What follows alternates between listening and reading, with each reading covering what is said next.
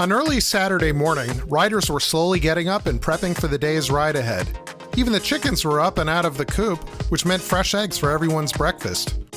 Meanwhile, Jesse and I were already in the kitchen, so we had a lot to prep for the evening's barbecue, while everyone else would be out riding during the day.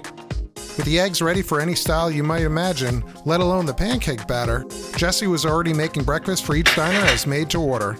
Do you ever wonder about the breakfast magic that chefs do over a hot griddle? Let's watch him in action, and you too can learn about the art of short order breakfast cooking. His griddle, already greased and hot, and his serving plate's hot. He's ready to go. Check out that one-handed egg cracking technique. Chefs always look for kitchen shortcuts. Lightly crack your egg on a flat surface, and never on an edge, as you may break the yolk. Let's watch that again. Notice how he uses his thumb and forefinger to separate the egg from the rest of his hand, spreading it wide. Again, his thumb and forefinger do the work against his palm and his other fingers. Same thing with the second egg. Being a chef is all about efficiency in the kitchen. Next, Jesse throws down some tomatoes from the garden. Now you see these seeds that are steaming in the center of the screen that are jumping around like jumping beans? That's the sign of a really hot griddle, and that's exactly what you want. Next, Jesse throws down some bacon, positioning it with his bare hands. Chefs do this all the time. You have to get over your fear of hot surfaces and sharp knives. Onto the pancakes. Jesse uses a measuring ladle to ensure pancake size uniformity. After a pour, he swirls the batter around once to ensure they're even. You don't need a unitasking pancake dropper to get evenly sized pancakes. You just need a 1/4 cup measuring ladle to ladle and then swirl. Now's the time to add your wild Maine blueberries. They're smaller and more intensely flavored than their conventionally farmed counterparts, so get them when you can. Unless you want blue tinted pancakes, add them now and not with your batter at the beginning. Want to try other berries? Go for it. The next thing to keep in mind is that your spatula becomes an extension of your hand. It's not just for shuffling things around the griddle, it's just as important as a tester to see if something is ready to be flipped or if it's done.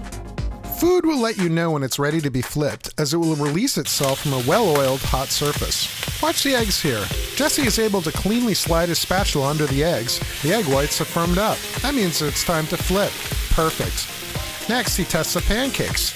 See the holes from the small bubbles? That's a sign that they're likely ready to flip, but if it's still sticking, it means that it needs a little bit more time.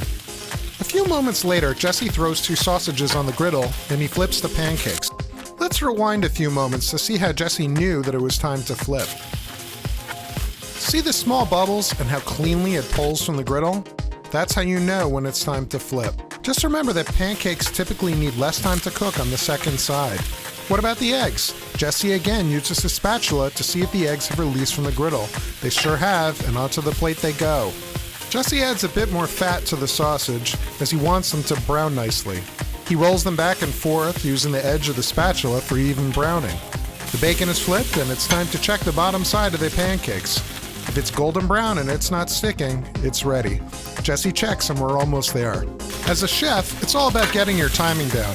As you always serve hot food hot, the trick is to serve everything all at the same time.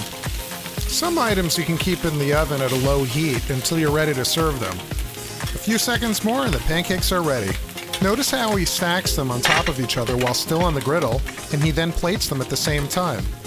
Not only is he being efficient with his movement, it's artful plating. The bacon's done, and the only thing wrong here is that you can never have too much bacon. Jesse plates the tomatoes, but let's go back and see how he got them onto the spatula one-handed. He quickly jams the spatula under them and stops short, kind of like a magician's tablecloth trick. A few minutes later and the sausage is done. You scrape down your griddle, and you're ready for the next order. All of a part of this complete breakfast. Order up! Join me next time when Jesse and I cook some Yankee-style barbecue. How are you feeling? I'm feeling fantastic.